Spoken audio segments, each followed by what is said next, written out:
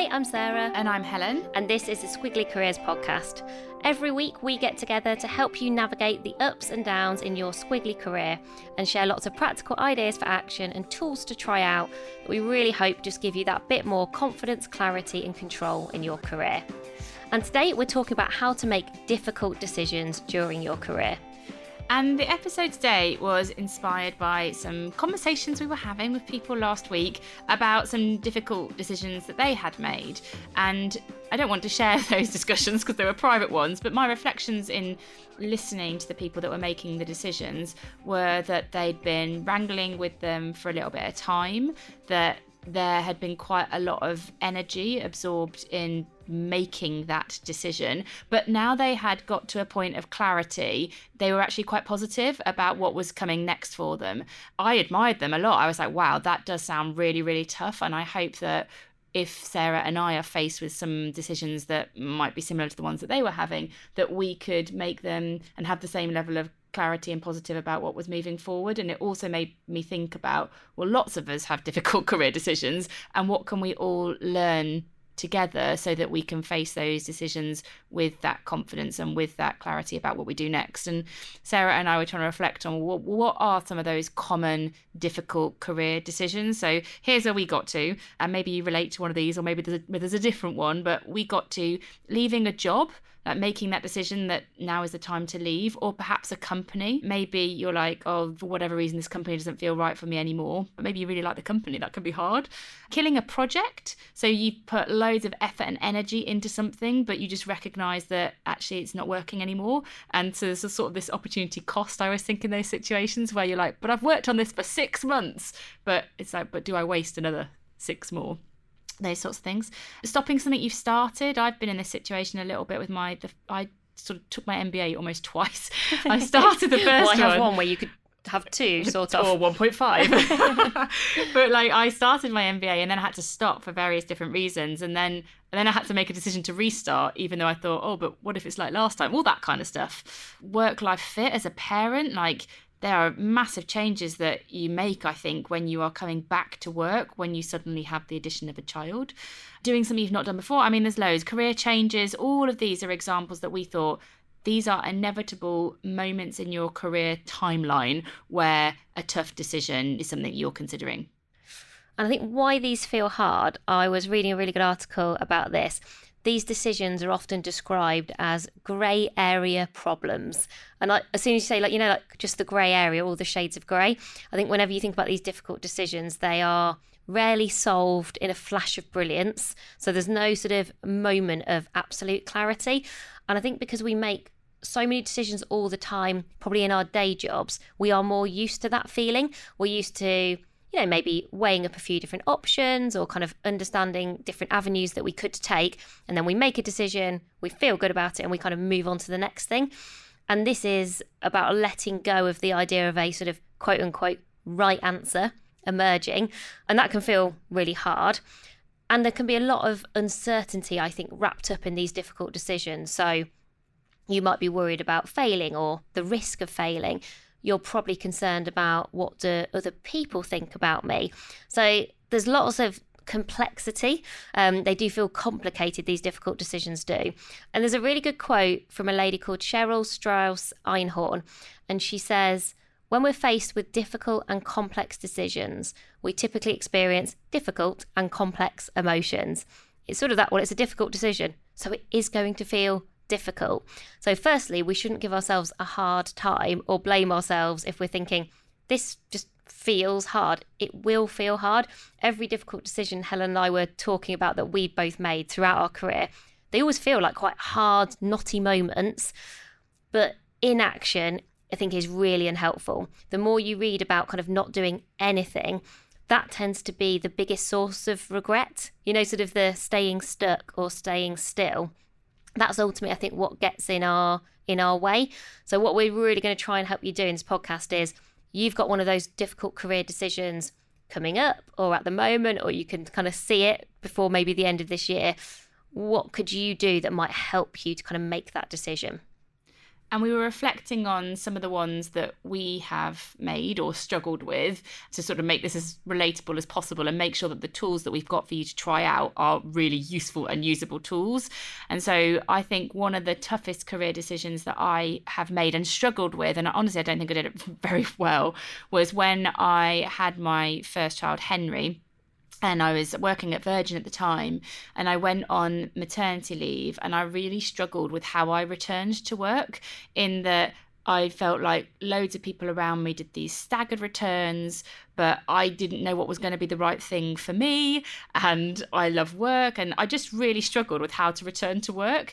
And I remember I chose to do the staggered return. I think I planned it all out in my head. I was like, I'm going to do 3 days a week for 2 weeks, and then I'm going to go to 4, and then I'm going to go to 5. And I'd over planned it based on goodness knows what. And I found myself in the reality of it not working. I don't think I approached that decision very well. I think I was just trying to get to clarity. And to your point, Sarah, I think I was trying to get to the right answer, and I didn't explore the decision enough to get to the thing that was probably right for me. Yeah, and I think I was thinking about probably the biggest decision I've ever made in my career is to leave being employed to being, a founder of a company. And it's less about the fact that I was moving from kind of corporate world to us starting up a couple of years ago. It was more just that idea of going, wow, I've only ever worked like for an organisation, for a company, and almost like how that works, the fact you get paid every month and kind of what that looks like. And for me, moving out of that environment into one where you're sort of starting from scratch, it felt very unfamiliar. I got a lot less points of reference. And Helen and I were reflecting also on our differences as a kind of Helen being a doer and me being a thinker, and what that means in terms of making difficult career decisions. Because I think we were both saying we actually realised we respond in quite different ways. So for me as a thinker, one of my watch outs when I'm making difficult career decisions is getting stuck at one stage. So almost like the loop, getting kind of stuck in a spiral, getting stuck in a loop. And as we talk through some examples today, I think you will see, Sarah's clearly got stuck in a bit of a loop here. She's sort of going around in circles. And again, I think in this hope that at some point I'll get the clarity and the confidence and the control that I'm probably used to feeling a lot of the rest of the time is going to apply to this situation. And again, I don't think I had realised, it will just feel different. Making this decision will feel different to all of those day-to-day decisions that I make all the time. I think the sort of danger of being a doer with some of these difficult career decisions is that I just look for a quick answer sometimes. Okay, here it is, problem solved, just do this, that decision done. And I don't really reflect on if that decision hasn't worked out well, like for example the decision about how I returned to work, like why didn't it work out? Because I don't do a lot of that post-decision reflection. So the danger for me is that I just repeat the same bad decisions because I'm not approaching them in a particularly structured or considered way. It's the doer that's driving the decision and not necessarily learning from it along the way. So how can we help you then? We have got a structure which we think helps you to get a bit of confidence and a bit of clarity with the difficult career decisions you'll be making, whether you are a thinker like Sarah or a doer like me. So we're going to introduce you to the difficult career decision diamond. Imagine a diamond in your brain. There are 4 points, and so there are 4 parts of this process that we're going to talk through. And if it helps, you might want to download the pod sheet. So we will have this diagram and some of the things that we're now going to talk through. That will be on the pod sheet. You can get that on our website, amazingif.com, and you can download that and you'll see what we're talking about now. But let's just bring this to life. So a difficult career decision diamond, 4 points that will help you to get a bit more confidence and clarity over the decision that you're making. So the first point on this diamond is to get some distance from your decision. So sometimes when it feels difficult, and Sarah mentioned the emotions that are associated with these types of decisions, it can feel quite overwhelming. And sometimes you almost can't see through a situation because, you are worrying about what people will think, or you are worrying about, well, what happens if I make the wrong decision? What we're trying to get you to do first is to focus on the bigger picture. And the idea for action here is to have a sort of a decision dress rehearsal. And we want you to imagine having made a decision in one direction. So move forward from the moment and move into the outcome of making that decision. And some questions for you to reflect on here are, what would be true that isn't true today? How would you like to look back on that year and describe what has happened to a friend? And what's the worst case scenario and how you feel about that happening? And these questions are aiming to get you away from where you are right now and all of the emotions with the situation, and just to zoom out a little bit so that you can focus on where that decision could take you. And I use decision dress rehearsals a lot in coaching. So if I'm just taking a coaching approach, just generally to a career conversation, or if I've really got my coaching hat on and someone has got a difficult career decision or a dilemma, often they're dilemmas, aren't they, these difficult decisions.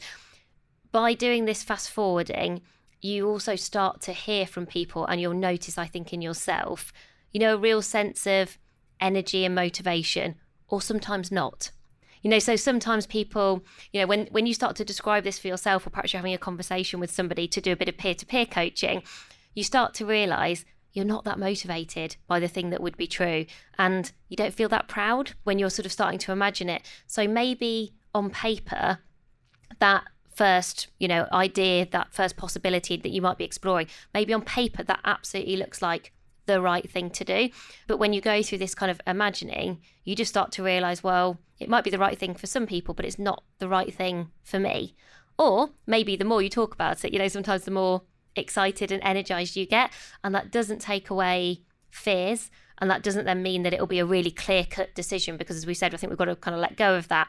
But it probably will, just doing this first, it's often, I think, most interesting to just notice, how did you feel and respond to these questions? Not even sort of the exact answers, but just did you get really energetic and really excited?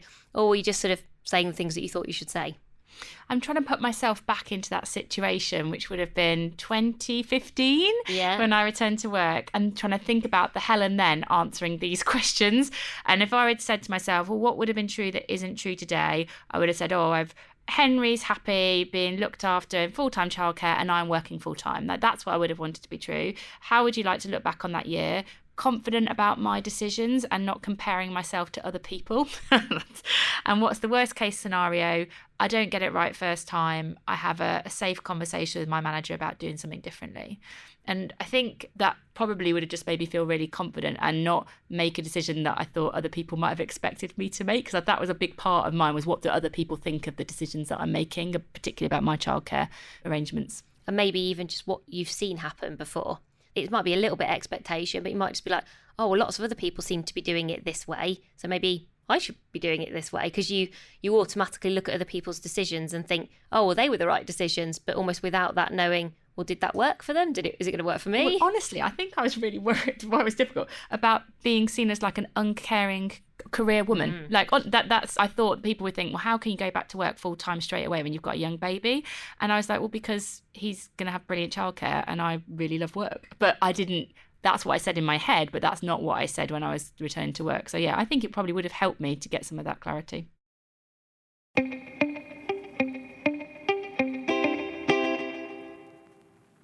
Okay, so that's the first point of the diamond. So you've got distance. Then we're going to do data. And when we're trying to get into data, often I think this is where we go first when we're making a decision. So it's intentional and I think important that it's not the first thing that you do. But obviously we don't want to ignore that data either, because that can give us useful insights. And I think depending on maybe whether you're a thinker or a doer and just your approach generally, sometimes I think we avoid some of the data because maybe we don't like it or we want to control it. I can see that in myself. I'm like, oh, I don't really like that fact, so I'll just ignore it. And I love to avoid things. That works well for me. Or maybe it's not about avoiding. Maybe there is so much data, there's sort of so much happening that it feels confusing or overwhelming. You can't see the wood from the trees. And there is quite a lot of research that shows that having too many options often leaves us feeling more stuck.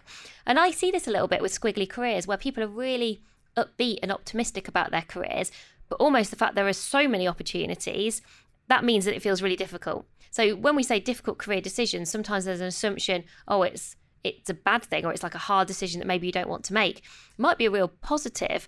I remember choosing between two jobs while I was at Sainsbury's, and I had got the option to do both jobs. Now, 2 jobs doesn't sound like that many options, but as a thinker, I decided to really think about those 2 options.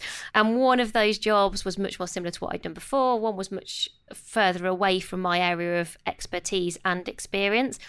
And I just wasn't ready for having 2. Yeah, lots of people be like, that's the best case scenario, but I just wasn't ready for having these 2 options.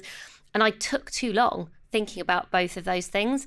And actually some of the things that we're going to talk about helped me to get there. But I definitely got stuck in that kind of circle, just being like, oh, but what about, or what if? And you can do that, I think, for too long. So this is how we're going to stop you doing what I would have done, which is sit with it for like weeks and weeks. And the idea for action here is called facts versus feelings. So on day 1, we want you to set yourself a timer and give yourself 5 minutes to write down facts about your decisions. So you might have 2 or 3 options or decisions, and you're just writing down every fact that you know about that decision. So it could be, I've got to make a decision by X date, for example. It could be, I know I've got 2 jobs, I've been offered both those jobs. That's a fact. So just facts. Straight after, 5 minutes on how you feel about those decisions. And you're just doing feelings. I'd really recommend you do pen and paper for this, just in terms of helping our thinking. It can just be quite useful, and particularly for what we're going to do on day 2. So day 1, 5 minutes on facts, 5 minutes on feelings. Day 2, you're going to do a 5-minute review. So you're going to go back to what you've already written down and just consider, have you got anything to add? Is there anything you've missed? Have you got any edits that you want to make? And try and challenge yourselves on, is that a fact? So, I just use an example there of, I've got a deadline to make a decision about this job that maybe Sainsbury's have said to me, can you make a decision by Friday? Maybe it's Tuesday or Wednesday. Now, is that a fact? Or is there the option for me to say, I would like a bit more time to consider this because it's really important to me? It's exactly the sort of thing I want to say. Just give myself more time to think. I can hear you all chuckling at home, just being like, is that a bit of a cop-out? I'm like, yes, but that's exactly what I would do. I would make up a deadline, wouldn't I? And yeah, I'd be you like, would make I up would a deadline. rush. It would be so funny. Yeah. You'd be like, oh, can I have more time to think? And I'd be like, I would make up an untrue deadline I'm going to just decide to get it done. today in an hour. So just challenge the facts just to make sure they are cold, hard facts, and just see whether there are any facts that you could challenge, other questions that you might helpfully ask that could just give you a bit more space if you need it. And it's really important here just to say that facts are not more important than feelings, or vice versa. There is a great article on HBR that's called Emotions Are Not the Enemy of Decision Making. It's really just to help you understand your current situation and what is influencing your decision. So if you're really influenced by some of those feelings that you've just written down, and that's what's most important to you, I think it's just having almost like the transparency of that is what is influencing me. But those facts, you don't avoid or ignore them because they're not going anywhere. I think it just helps you to have that sort of balance, the pragmatic balance that we're looking for when you're trying to make these difficult decisions. So we're halfway through our difficult career decision diamond. We've covered distance. Sarah just covered getting some data. And then the third point that we're going to talk about is all about discussions. And so what we want you to do here is to talk to some other people to get some insights that might help you to inform your decision. But what we don't want you to do is get into the looping thing that Sarah talked about, where you kind of just discuss and discuss and discuss, and then you never actually move forward. So our idea for action here to make sure that your discussions help you move forward with the decision is all around expanding your experiences. So it's not about lots of nice chats or lots of just conversations for the sake of talking to some people about it. It's about 3 specific experiences that would be really helpful for you to learn from. So as an example here, let's imagine your decision that you're making is a career change. A bit like Sarah's one that she talked about. Does she stay in corporate life or does she go, run her own thing full time?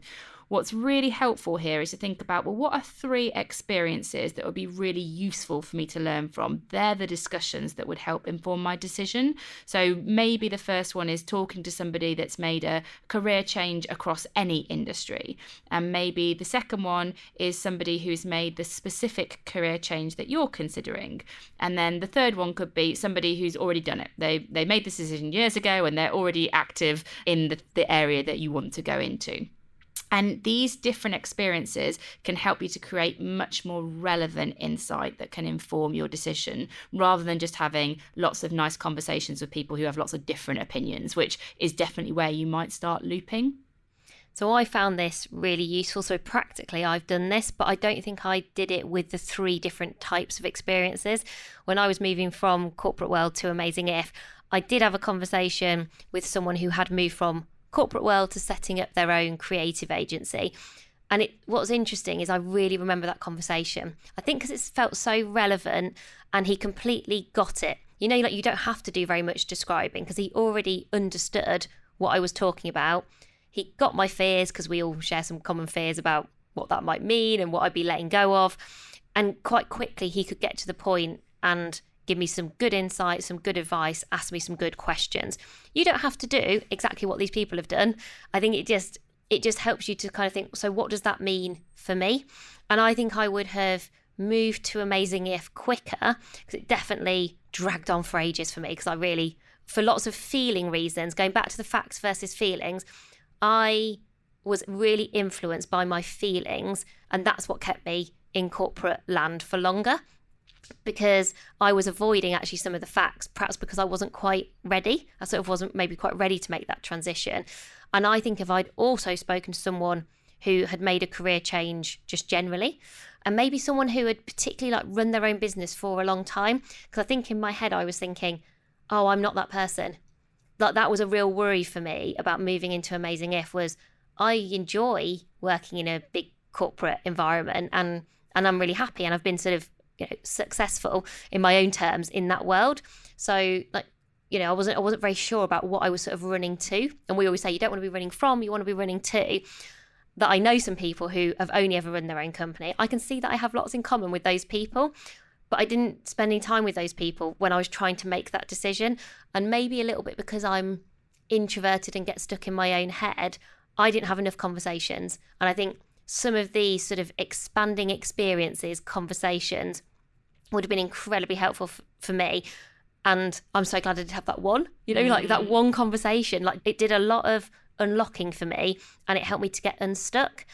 And there's a Warren Buffett quote that really influenced our idea here when we were thinking about what would be useful, where he says, when people tell me they've learned from experience, I tell them the trick is to learn from other people's experiences. And I'm like, sort of like Still with Pride, isn't it? It's perfect. It's so good. A bit of a doer insight as I was just listening to you there. So this diamond, we've got distance, data, discuss, and Sarah's going to talk about the last bit, drive, in a second. But just listening to Sarah there, it did make me think you can use this as a way to help you to manage the decisions that you might be facing. But I think you could actually almost go around the triangle the opposite way to unpick and reflect on some of the decisions that you've made in the past and work out what you do well and where your area for improvement is. Ooh, because I like it. Because if I think about some of mine, I kind of go, well, do I do distance? I think I'm all right at the zooming out. Maybe I do get a bit of data. I think I also don't do the discussing. I have a few nice chats with people, but I don't think I'm really specific about expanding experiences. And that's probably is if I approach more decisions in the future, that's probably the bit that I would very consciously need to go, don't skip that. That's a really important part of this process, and don't move on from that and spend, as a doer who wants to rush through things, that's an area for focus for me. So you can use it in the way that we're talking about. Here's a decision, here's the 4 parts of the process you need to go through. But I do think maybe a bit of unpicking and going like anti-clockwise round a diamond. Can you go anti-clockwise round a diamond? You get what I mean. Well, I think what you're reflecting on there is maybe what would you naturally do well? Because I suspect there are parts of this diamond where you'll bring your own brilliance to it. So maybe you're brilliant at the discussion part. And like Helen and I, maybe that's the bit that you already do really well. But maybe there's a bit of the diamond that's missing. And I think probably the power in this approach is the whole being bigger than some of the parts. Is if you put all the parts of the diamond together, that's probably when you make the best decisions for you. And I think that's probably, it's almost like doing a bit of a gap analysis, isn't it? Which I think is helpful. And actually one of the things that I think I do well is this last one. And the last D in the difficult career decision diamond is about drive. And so this is about being clear once you've made your decision, what your drivers are and kind of were, and not forgetting those. Because I think we're not trying to reduce the shades of grey to black and white. I don't think that's kind of our job to do. The shades of grey will stay. But I think what we are trying to do is have clarity about why you made that decision, whatever you're going for, that career change, to go back to work 5 days a week, if Helen had done that in hindsight, whatever that looks like. And the reason I think that's so important is once you've made the decision and once you've moved forward, you'll get into the messy middle. You'll get into being really busy. You'll get into sometimes things feeling hard. You will inevitably, because it's a shades of grey decision, have moments where you worry you've made the wrong decision. And so our idea for action here is called Why Watch. So when you've made your decision, write down somewhere that you can keep coming back to that's visible. Maybe this isn't pen and paper. Maybe this is the notes section of your phone. It might just be like my top 3 whys, whatever you want to call it. And just write down the 3 reasons why you're making that decision. And so for me, I was thinking, when I was moving to Amazing If, I was actually really clear on the 3 reasons why I was making that decision. Once I stopped thinking and started actually making a decision, my sort of rationale was, 1, I was going to live my values even more. 2, that it was a unique chance to create and grow a business with a best friend. And 3, I could have a positive impact on people's careers. And so even in my worst case scenario that I would have had in that kind of first section of the diamond, and I was like, it's a disaster, Helen and I fall out, the business goes bust, all of those things. I was like, but all of those 3 things would have stayed true. I would have had at least the opportunity to try and do all of those 3 things. And I think there's a few times where I have made decisions in my career that haven't gone as well as I had anticipated. And what has really reassured me and also given me a bit of grit to keep going is that I did know my whys. So there is one career decision I can think of that wasn't years and years ago, where I remember I feel, when you feel like you've done all of the right things. I probably had the conversations. I probably had done all of the bits of the diamond, at least to some extent. And it just didn't feel like it was going that well, or that I hadn't really found my fit and I was losing a bit of confidence. But I think I was clear about my why, kind of the why, the drivers behind that decision. So I did know what was going to be true in 12 months' time that wasn't true today. And that remained the same. And I did know what my 1, 2, and 3 were. So even though that didn't mean that some days didn't feel really hard, or some months you didn't kind of finish thinking, oh, I maybe have got some doubts, I do think it helped me to kind of keep going. It gave me the time that I needed to probably think about, because there is uncertainty and there are things outside of our control. This isn't quite working out as I'd hoped, but you can keep going while you then think about, okay, so what now and what next? And that is sometimes the reality of a decision. You've made a really difficult decision. As Helen talked about, she made a decision to try and work a 3-day week. I remember her working that 3-day week, and I have never known her so stressed. And so you know, on paper, you might be like, well, that's really sensible because she's trying to do a really, balanced, rather than just kind of go straight back into work after a big change in your life. That on paper, you can see sometimes how things all add up. But it is sometimes only when we get into something that you then just realise it's either it's not for you, maybe there's some new awareness you've got about yourself, or maybe just things change around you. That awareness and kind of what's happening around you, again, you just don't know what that looks like. But I think if you have done your why watch, it will help you. And I think it does help you in the tougher moments. So let me just summarise then those 4 different points on the diamond and the 4 ideas for action. So point 1 was get some distance from the decision, and the idea for action was to do a decision dress rehearsal. Point 2 was to get that data on the decision, and that was the one that Sarah talked about, really thinking about facts versus feeling. Point 3 was to make sure that you are discussing the decision, but the idea for action there was to expand on the experiences. And point 4 was all about the drivers of the decision, and the idea for action there was all about doing the why watch. And as I said, we will visually bring this to life on the pod sheet so that you can get all of those ideas for action in a nice summarised way. We'll also talk about it on Pod Plus. Pod Plus is at 9 o'clock every Thursday morning, so it's a live conversation where you can ask questions and you can see us sort of bring this to life. And if you can't make that on a Thursday morning, it's also recorded and on YouTube. And all the links for that stuff will be on the show notes on Apple, or you can always email us. We're just Helen and Sarah at squigglycareers.com, and we will point you in the right direction. So we really hope that has been practically useful. We would love to hear from you if you put that into action and you are working through a difficult career decision at the moment. Let us know, what is that decision? Let us know, did we miss anything from that diamond? I'm not sure then what shape it would have to become, but we are open to considering new shapes. Change the shape. and what was most useful. What have you done? Is there anything else that maybe you've done in the past when you've had a difficult career decision that's been really helpful that maybe we haven't talked about? We always really love hearing from you, whether that's about today's episode or if you've got ideas for things that you just need help with. Maybe it's for you, maybe it's for your team. Again, please do email us. We love to hear from you. And if you have a moment to rate or subscribe or review our podcast, it makes a massive difference to us being able to share Squiggly all around the world. Oh, and recently we were on the front page of Apple, which helped us to reach some more people too. So oh yeah, that was exciting. That was exciting. That was a happy moment. So yeah, thank you for following us and being part of the community. And lots of people celebrate those moments with us as well, which is really kind. So that's everything for this week, and we'll talk to you again soon. Bye for now. Bye everyone.